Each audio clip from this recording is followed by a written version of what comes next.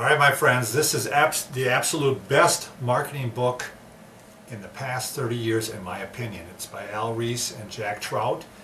I would say positioning is required reading for anyone in business today. It was first written in 1981. There's 153 reviews on Amazon, and the average score was about 4.5 out of 5, which is pretty decent.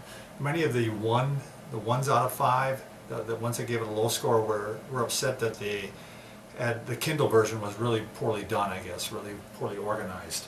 Also, if you want to look on Google Scholar, which tends to cite how many other sources thought this was worthwhile looking at, it was cited by 1,600 or 1,624 other sources. And that's a large amount for a Google Scholar. I can tell you from looking at that with a lot of other books.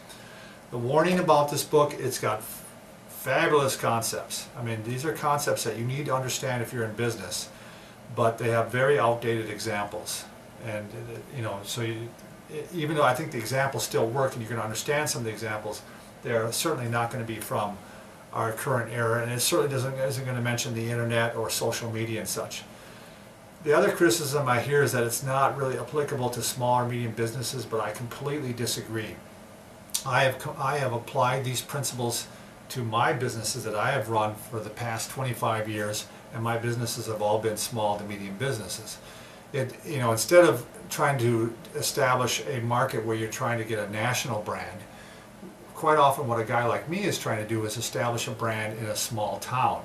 I'm going to give you an example here. I live in Winona, Minnesota. In Winona, Minnesota, there is a donut shop called Blado's.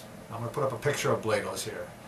Blado's has been in this town since 1924, when it's founded by Ernest Blado.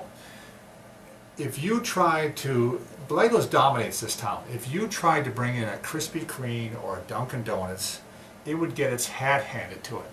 It's just, Blado's is so well liked in this town and surrounding towns, and people get excited when I bring a box of these donuts to people that maybe are 20 or 30 miles away.